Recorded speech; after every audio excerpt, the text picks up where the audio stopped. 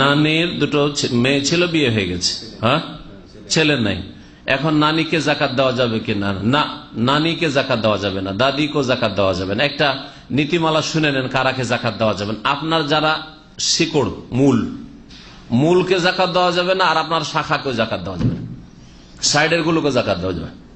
খুব সহজ, এই কথাটি যদি মনে রাখতে পারেন, ইসলামের কায়দা, নীতিমালা।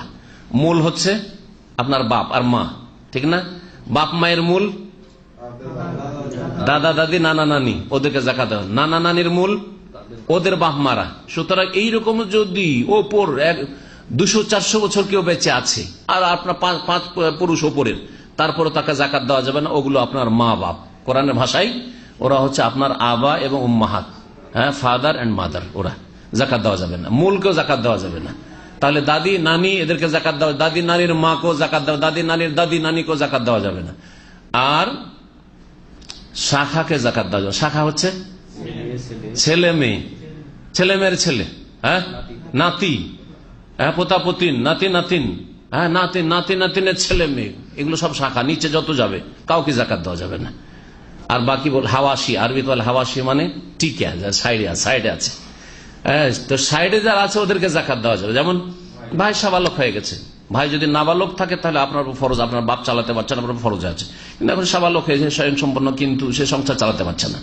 বোন বিয়ে শাদী হয়ে গেছে, চলে গেছে, তারপরে সংসার চলছে না, তার বোনের ঘরে হয়তো অভাব আছে ইত্যাদি, ওগুলোকে জাকাত দেওয়া যাবে। জি, ফুফু, হ্যাঁ, খালা, ওগুলো সাইডের, কারণ আপনার মায়ের সাইডে চলে গেল ওরা, আপনার সাইডের অথবা আপনার মায়ের বাপের সাইডের খালা ফুফু, ওদেরকে জাকাত দেওয়া যেতে পারে, কিন্তু মূলকে আর শাখাকে জাকাত দেওয়া যাবে না। হ্যাঁ, অবশ্যই ফরজ। যেমন বাপের খরচ বহন করা ফরজ, মায়ের খরচ, ওই দাদি নানির খরচ বহন করা ফরজ। যেমন ছেলে মেয়ের খরচ বহন করা ফরজ, তেমনি নাতি নাতিনের খরচ বহন করা ফরজ, একেবারে ফরজ, এতে করে সন্দেহ। নিকট আত্মীয় যারা, তাদেরকে জাকাত দিলে বলে দেওয়াটাই ভালো, কারণ অনেক সময় হয়তো জাকাতের সে হকদার নাই। আপনি হয়তো জাকাত দিচ্ছেন, কিন্তু ভিতর ওর কাছে এতটা পয়সা আছে, ও জাকাতের হক রাখে না, তাহলে এইরকম ক্ষেত্রে বলে দেওয়া উচিত না। আমার দেশে আবার আরেকটা রোগ আছে, জাকাত বললে ও যদি খেতেও না পায়, মরেও যায় না খেয়ে, জাকাত খেতে রাজি না।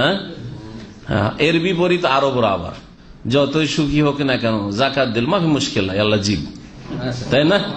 তো কথা হচ্ছে যে এই দুই দিকে ভুলটা আছে, জাকাত যারা অভাবী মানুষ জাকাত খেতে পারে। ইন্নামা সাদাকাতুল লিল ফুকারা ওয়াল মাসাকিন, ফকির যার 3 বারের খাবার জুটছে না, 2 বার জুটছে বা 1 বার জুটছে, অথবা জুটছে, এটা 2 বার খাবার আছে, শুধু রাতের খাবার নেই, তারপর জাকাত নেওয়া যাবে, আল্লাহ বলছে। জি, খাবার জুটছে কিন্তু চিকিৎসা জুটছে না, চিকিৎসার জন্য জাকাত নেওয়া যাবে। খাবার দাবার জুটছে কিন্তু রুম নেই, বাড়ির নেই, থাকার মতো একটা ঘর নেই, বিয়ে করবেন তো ঘর নেই, আর আপনার রুজি রোজগার যে ইনকাম তা দিয়ে বাড়িও বানাইতে পারছেন না, তাহলে ওই বাড়ি বানানোর অতটা পর্যন্ত নেওয়া যেতে পারে, সে মিসকিন।